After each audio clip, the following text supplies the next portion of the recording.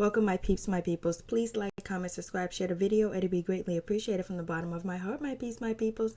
So let's talk about Love and Hip Hop Miami, Season 1, Episode 9. So let's get into it. What a crazy episode. So we have Scrappy and Baby Blue at the boxing. Well, they're boxing, they're exercising, they're in the ring or whatever. And so basically they end up having a conversation.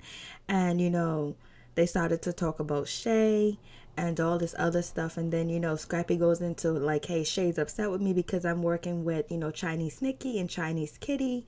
And, she pulled up on me at the bar and she was all upset and all this other stuff. Basically, and it's just like, they're just gossiping about Shay. And so then we move on to Blue talking about, oh yeah, I'm working with Shay, I'm doing, JJ Fitz, her boot camp or whatever. And also she used to be with my man P, my man P dated, she moved to Florida to be with him and all this other stuff, but whatever, I guess it ain't working out. And so Blue, being messy, he didn't invite Scrappy to the boot camp photo shoot, the boot camp filming or whatever, because we know Baby Blue is promoting it, and he's trying to brand it and trying to help Shay out. And basically he didn't turn his back on Shay, even though P is upset with the situation. So I guess he's hoping that P is going to get over the situation about him helping out Shay, because he's trying to help a sister out. He's trying to help a sister get money. He done seen Shay on all these reality TV shows for years, so now he's really trying to help her with a storyline, because P's disappeared from her storyline and Scrappy is in and out of her storyline. I know Scrappy and Bambi are sitting here watching the show just laughing their asses off, because Scrappy is married to Bambi now. Bambi the Bam is married to the Bam now, so it is what it is. And so I was just like, okay, Baby Blue. But I'm like, damn, Baby Blue and Shay would make a good couple, because he would help her. He would support her. He knows how to calm her down. She actually listens to Baby Blue. She actually trusts him. That's what it seems like. She trusts him, because Shay don't listen to nobody. She don't listen to anybody. And she actually trusts him, and she actually calmed down when she was getting upset when Scrappy showed up to the boot camp or whatever. So I was like, oh, shit. So it is what it is. So we get Trick Daddy. Trick Daddy, we find out he has a podcast, and he's hosting it with Cindy, whatever her name is. They can't be introducing people so late in the, next week is the finale. Why would you introduce somebody new? So anyways, so it's Tip Drill and it's Bobby Lytes. And basically Bobby Lytes is, talking about his new single and all that other good stuff. And basically they listen to the single, and Trick gives his cosign. Trick said, I really like it. It's good music. I like it. I like who you are. I like what you stand for. I like you telling your truth and being honest about your sexuality, because there's a lot of dudes that's in this business that I know are hiding in the dark or hiding in the closet. And, I'm glad that you're out there doing what you're doing. And plus people are going to hear this single and they're not even going to know that you are in the LGBTQ community and all that other good stuff, and then they gonna be able to hate on it. And he was like, yo, I really think you wanted something. I really appreciate you, and I give you salute. And he likes, Bobby likes music, whatever. So then Trick leaves, because Trick doesn't get into the gossiping part, supposedly. And so he gets up, he leaves. His co-host asks Bobby, like, what about Trina? I heard something with Trina. Does Trina this, Trina that? So Bobby gets into when he runs his mouth and say, Trina don't support me. She ain't there for me. And basically, she's not going to be the only star in the family. And then she was like, I don't know. She doesn't show up to my gigs. She doesn't try to encourage me. Then Miami Tip, she jumps in and she defends Trina, because basically she doesn't want this interview to be shown that she's bashing Trina. And Trina has helped her out a lot.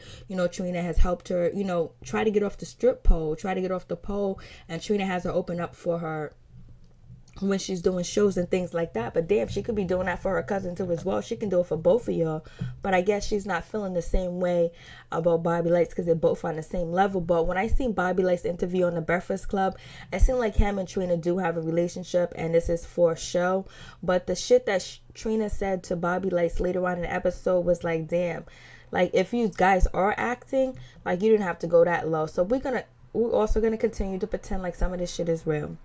So Miami Tip, she starts to cry, whatever. She was like, Tina, Trina put food on the table. She helps me this and that. I want my mother to respect me and enjoy what I do. And I want my son to know, that, his mother, his single mother has survived. She done did this, she done did that, and she's not on the pole, because I wanted to stop dancing before my son would know, what I do for a living. And, I put you up there, Bobby Lytes. You don't have money for no studio time, and you come in, I let you in my studio session, you record, you do this and that. You don't pay, you don't drop a dime, I support you, whatever. So then Bobby Lytes, understand where she's coming from, hugs her. They make up, but Miami Tip was like, yo, I'm on some real shit. Like, I'm living real life. I ain't got time for this petty shit with you and your cousin having, sibling squabbles, family squabbles, when your squabble can actually affect me putting bread on the table, can affect my music, can affect me, supporting my whole family and all this other stuff. I'm really trying to change. I'm really trying to be different. So, she's trying to change her life around, and she ain't trying to let nobody stop her bag, and she don't want to be in the midst of anybody else's bullshit where they can put her name in the situation, because she doesn't want that. That's not what she's looking for. She's looking out here to get her music out there, get her name out there, make something for herself. And the only person that's giving her a chance is Trina, and she's saying that she's giving Bobby a chance. And she was like, Bobby, you keep looking for all these other people to help you, but I'm helping him right here. But he wants his cousin to help him because, she's in the business, she knows the business, and she can open doors for him as well. We seen Trina on the Breakfast Club with Bree from Love and Hip Hop New York. So you'd be like, damn, can't help Bobby out. So anyways, but you know what? She is helping Bobby Lytes out, because he's actually on the show. If he wasn't Trina's cousin, he wouldn't be on the show most likely. You know what I mean? So it is what it is. And he does have talent. That song that he played was really nice in the studio. The studio version sound lit, but when he performed it on the show, or ad-lib to it, or lip-sync to it, it really did. The beat was off. It was too loud in the club. You know what I mean? So the sound was off. But anyways, it's still a hit. It's still a nice song or whatever. And he's doing everything he can to put his music out. At least he's putting music out. He did a song, and so it is what it is with that situation. So anyways, we got Joy. She meets up with Trina, whatever, and it, Joy says that, they're doing some aerobics class, some, pole dancing class. And she was like, if you ain't twerking it, if you don't twerk it, you're going to lose it. If you ain't twerking it, you're going to lose it. If you ain't twerking, it ain't right. Twerking, it ain't right. Twerk. So basically, she was like, you got to twerk. You got to keep it right. You got to keep it tight, basically, or whatever. So they talk about her dating P. And she was like, no, me and P going to stay friends. Ain't nothing like that going on with us. We ain't doing that. No, it ain't happening. And so, Trina was like, I don't know if I want to mess up my relationship with Raymond or not. I don't know. You know what I'm saying? She was like, we're really good friends and we have a good time together. I don't know if I want to mix business with pleasure, but I'll see how I'll see what happens. But right now, Trina doesn't want to get hurt, and she doesn't want to have nobody playing games with her, and she doesn't want to be in a bad relationship again, because French Montana done did her in. He was the last one to do it in publicly and diss her. So, and she ain't feeling that at all. So anyways, we got Michelle Pooch. She's having her little release party. She wants to do music. She wants to step in the game. She wants to be a singer. She wants to be a dancer. She wants to be an artist. She just don't want to DJ no more. So anyways, she's at the club and she's about to release her song. She has Simply Just there, and she also has, Malik. He's there. Malik lets Simply Just, and he lets DJ Pooch or Michelle Pooch know that he's out the closet and he's happy and he got to glow. He does not need any beer anymore because he got Jeffrey at home. And so anyways, we see that Prince is coming around the corner with his boys, and he has something planned for Michelle Pooch because she messed up his party. You know what I mean? So he wants to get back at her. Some little kid shit. Where's Liz at? Liz has disappeared. So anyways, that was a fake relationship. So anyways, a bunch of, people come in and they're playing music. All I seen was like a guy with covered his face up, and he had drums, and he was playing the drums, the drums and shit that he was playing when people sell hot dogs out here at night when the club is out. people run, they go to that hot dog stand that plays music, you know, with the microphone and with the drums and stuff like that. She snatched the drums, the drumsticks. He has more drumsticks, and then come to find out, is a bunch of people from the LGBTQ community, you know, drag queens, transsexuals, you know, just all different array of different people from the community, and they're dressed more feminine, and what's his name? Malik is like, oh my God. He's like, what the hell is going on? What the F is going on? What's going on with this Michelle Pooch? What are you doing? Or whatever. She was like, no, it's not me. She was like, I don't know why you got me up here with all these queens and these drags and these fairies. I mean, like, he was saying all types of stuff. He was going in, and he was upset that he runs up to, you know, Prince and was cussing Prince out. Like, why would you do that? I came out to you. I told you what was going on. Why would you have all these queens here, all these peas here? Like, he was just, this circus, this zoo. He was just calling them all types of names. This is embarrassing. I never party like this. I would never party with people like this. I would never be around people like this. Like, he's going off. He was like, why would you try to set me up and embarrass me like that? Trying to make fun of me? You know, you messing with my life. You messing with my bag. I came out to you and I seen that it was totally a mistake. I should have never did this. I should never told you anything. How can you do this to me? So basically, you know, Malik, he's going in, he's upset, he's mad, he's feeling like, you know, Prince has set him up and just trying to make fun of his sexuality and make him look bad, because, you know, Malik is so paranoid, and he's been under the mindset of being in the closet, being scared and hating who he is and hating himself, hating his lifestyle, hating everything that which brings joy to him, that, you know, he thinks that someone is personally attacking him, that they came there for him.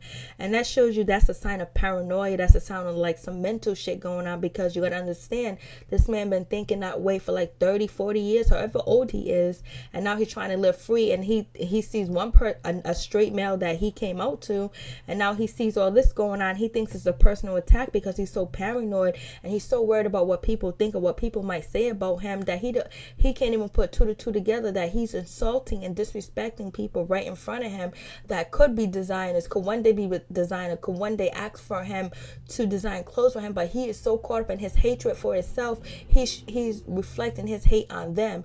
And, you know, the people from the LGBTQ community were crying. You know, Prince was like, yo, F whatever he says, you know, don't worry about what he says. Don't let him put you down or whatever. And you know what? On top of that, he's gay himself too. So don't ever let him put you down. And so then Prince was like, yo, that's crazy. I'm a straight dude, and I'm sitting here apologizing for this homophobic rants that, you know, Malik is saying when he's gay himself. I don't understand this. You know, so if you look at it that way, that Malik is just, he really hates himself. This is what, you know, when we talk about cooning, when we talk about people that hate themselves, people hate that if they're fat, if they're skinny, or if they're medium sized, or they hate the way they look. It's just like he hates himself.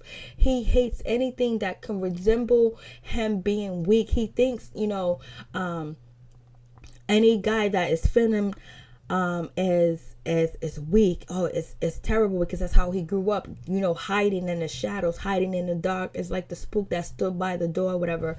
Like, he feels like it's just so horrible, so he lashes out, and he don't care. He didn't care who he disrespected. He just kept going in and going off about it.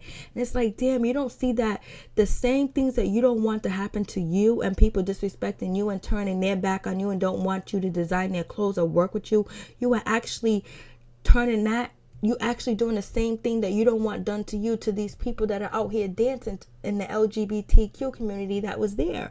And you could see them crying. It was like, damn, Malik, you need help. Like, I feel bad for Malik.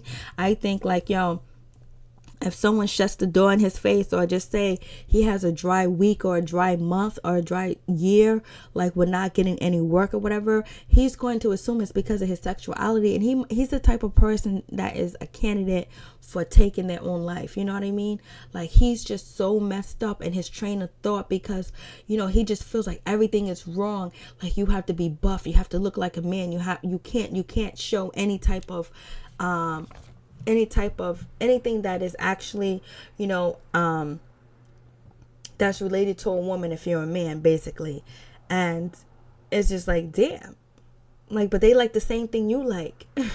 And it's just like, look what you had on, you know, Malik, like what you had on was really kind of, the shirt was kind of, it was, you had a nice little blouse on and cut open. It looked like he had on slippers or whatever. So he was going in, and then, what's his name? Prince was like, yo, I can't believe this dude is wilding and acting all crazy and shit. When I just had my party, he was out there with he had a big fight, and it was, a lover spat basically, and how like the guy that he was with was fighting another man, and he's gonna sit here and act like this and yell and scream at me. He got a lot of nerve. I was like, yeah, Malik, he has a lot of nerve. He needs some help. He needs some counseling, because damn, this dude really hates himself. He hates anything that can remind him or resembles that, anything of the LGBTQ community. He's like, shit. It's like, damn. And then he said this shit on TV. He don't care, because that's how he believes, yo. That dude really hates himself. So anyways, moving on from that, we get to, I was just like, damn, he is crazy. So we get Miami tips. She goes to see Jeffrey and lets him know that Bobby Lytes has, a release party, and maybe he should go or whatever, and all this other stuff. And so this is when, Jeffrey was like, well, he didn't support me. He wasn't there for me. He didn't do this for me. He didn't do that for me. And plus he slapped me publicly. And, that was wrong for him slapping him. But damn, you was there with a whole nother dude. You been sleeping with that dude. You was spending the night at his house. You had his bag, gifts that he brought you in the closet. So you was all types of shady. So anyways, Jeffrey's got to think about if he should go to the party or not. And so then we get to JJ Fitz. We get to, Shay doing her boot camp or whatever. Everything's going good. Michelle Pooch is there or whatever. Basically, she's upset about what happened with Prince, so she's trying to work it out. And then you have Baby Blue. He's doing the exercise, and he's all happy and shit like that, making noise. It's like he has such a good personality. He's a really good, character. He's a really good, person to be on this show, actually. He brings a good light. He brings, like, a good light to the situation or whatever. And so basically he invited Scrappy. Scrappy shows up in all purple. I love purple and I love green. So Shay and, Scrappy had on some good colors tonight. And, it goes totally left. Shay just totally was like, I don't know why you here, blah, blah, blah. You still working with them Siamese twins. You're still working with them. You lied to me. You know what I mean? We're supposed to be building our friendship, and we ain't even building our friendship. We're supposed to be rekindling our friendship. You never had my back. You always disrespected me. Yes, he did. And he even married the Bam. And I know they're sitting back watching this show laughing at you, Shay. And so, Scrappy was like, who you talking to? Watch who you talking to. Oh, you didn't even tell me you had a whole boyfriend. You didn't tell me that you had a boyfriend, this and that, and you moved to Miami for him. She was like, well, when you asked me, I wasn't together with him, and I ain't with him now. I wasn't with him then, I ain't with him now. So basically, she was like, what am I supposed to do? Open up to you and tell you everything when I can't even trust you? I don't know where you be coming from, because you have hurt me so much, so I have to put a guard up. Like, I just can't let you in. And Scrappy was like, blah, blah, blah, blah. Scrappy just acting dumb, like, yo, chill out or whatever. So then Shay totally goes left. Baby Blue breaks it up. Scrappy walks off. And, so Baby Blue was like, yo, don't end it like this. Just give him a hug and say goodbye. And so then she hugs Baby Blue, and she was like, F that. I ain't saying shit to him.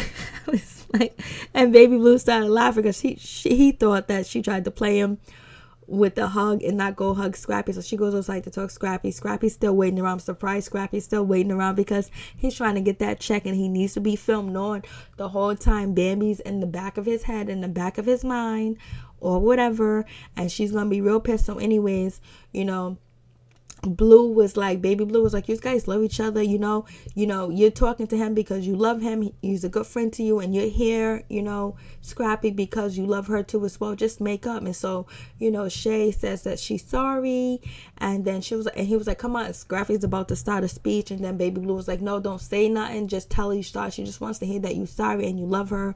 They hug a little bit or whatever, so they make amends. And so far they're on good terms, because Baby Blue was trying to tell Shay, hey, listen, you can't be blowing up like you blow up all the time. You can't be ending your relationships like this. You got to learn how to conduct yourself and handle things. You can't always go to 100. You got to calm yourself down and figure out the situation. And if you can't deal with the situation at that time and moment, take another time to deal with the situation. So she did listen to Baby Blue, but we know on the season finale, she's going to be fighting. It seems like she's going to be fighting. She got somebody's hair. I don't know who hair she got. I don't know if it's Joy's hair. She got somebody's hair. And so we also got Jeffrey. He's doing like a photo shoot with Gabby or whatever. And so, Gabby just making her way around. Princess making sure she gets paid. And so it's all good. Shay just saying that Scrappy is disloyal. He's very disloyal to you, Shay, all the time, each and every time. Don't let him back into your life. Don't let him back in. So it's all good with that situation. So they shake hands. It's all good. So anyways, we get to the Bobby Lytes party. What's her name?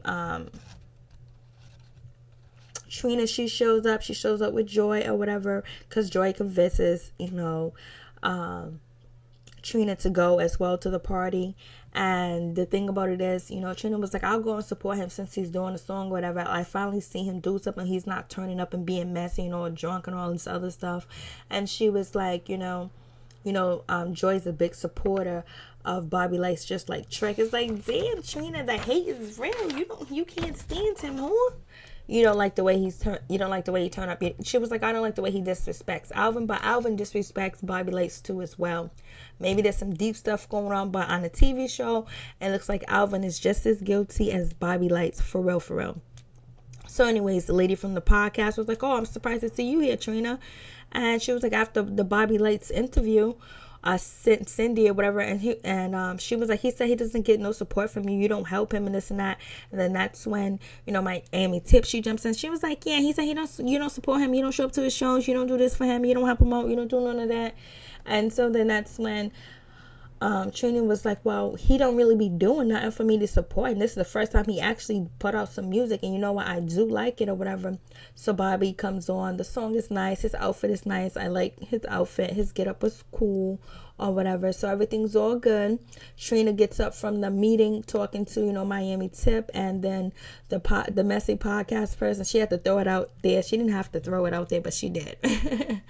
And so Trina goes to talk to Bobby, and basically she was like, what you say about me in an interview, don't be talking about me, don't be saying shit about me. I told you I don't like to be talked about in interviews, and I don't like that. Why you gotta use my name to get on? Why you have to use my name to get on? How come you can't get on your own merits?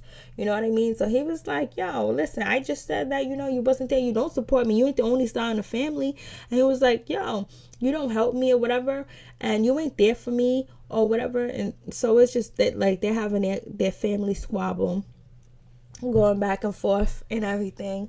And then he was like, I'm gonna be a star. You ain't gonna be the only star in the family. I'm gonna make it whatever. She was like, you ain't no star. Nobody knows you. Nobody knows who your name is. Nobody knows you. You're trying to use my name to get on. I was like, oh shit, Trina, why you go there? And he was like, well, you're not gonna be the only star in the family. Again, I guess he says it again, or I'm repeating it again. And then Trina goes, you are beneath me, and you always will be beneath me. Now, when she said that to him, that's some foul shit. That's the same thing that Alvin said to Bobby Lytes when they was at the restaurant. So the reason why Alvin talks to Bobby Lytes like that is because Trina repeats that shit, and she says it. When she said to him, you're beneath me, and you'll never be better than me, you'll never be bigger than me, you don't got no hits, you don't got no song, you ain't sold no music or whatever. And she said, you're beneath me. That's the same thing Alvin said. So they just be in there talking about Alvin. So when she said that, I was like, damn, that's some hurtful shit to say if you're just acting. So then Bobby Lytes, he gets upset, and then he goes over there to talk to Miami Tip, like, what happened? What was going on over here? What were you guys talking about? Because Trina was all upset and mad and all this other stuff. And so then Jeffrey comes in, and they hug, they have a conversation, and Jeffrey's just, Jeffrey was like, I just came here to support you, whatever. Bobby was like, you don't know how much I love you, Bobby. Stop begging for him. And Bobby was like, you know how much I love you, and all this other stuff, blase and the third.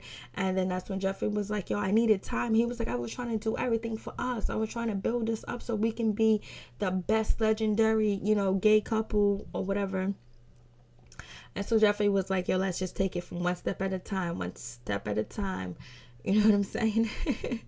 And so then he was like, so they made up, it's cool. And, But Jeffrey just acts like he didn't do anything to Bobby, like he didn't cheat on him, that he wasn't with a whole nother man and all this other stuff. So anyways, so now Jeffrey getting ready to go home or whatever. He got crazy Malik at the door. Malik got his shit outside of the door. Jeffrey walks in. He was like, yo, why my shit outside? And then Malik was like, where were you? Depends on where you was. Where were you? He was like, oh, I was at a listening party. Whose listening party? What listening party was you at? Who was you with? You were supporting your ex. That was you was doing. And he's all mad and he's all upset and he's just like, yo, I can't believe that you might as well should have slept with him. You know, you're supporting your ex. You know what I mean? That's wrong. You shouldn't be doing that. You know, I moved us into this house. I did this for us. I came out for you. You know, I could have lost my life. I could have lost everything for you. I came out the closet for you. And this is how you treat me. You go back and you be with your ex and you support your ex. Oh no. I got people on Instagram hitting me up telling me that you over there at Bobby Lytes listening party. You might as well have fucked them because that's what you did. You know, I changed my whole life for you. And I was like, oh my God, Malik was just like so terrible, so disgusting. How can anybody date him? But you know what? How you get him is how you lose him. And that's what Malik did. He got with Jeffrey when he knew Jeffrey had a whole man, had a whole relationship, and he didn't care and he went after him. And then the same shit that he did to Bobby is coming back on him because now Jeffrey is dipping back in the sauce, even though he's just only saying hi and went there to support his, you know, single or whatever. You know, Malik can't take it because he know how dirty he was and he doesn't want it to come back and eat him up. And so now he's upset and he knows that Jeffrey can't be trusted because Jeffrey wasn't trustworthy around him. So it is what it is. Peace. I'm out. One love to all my peeps and my peoples.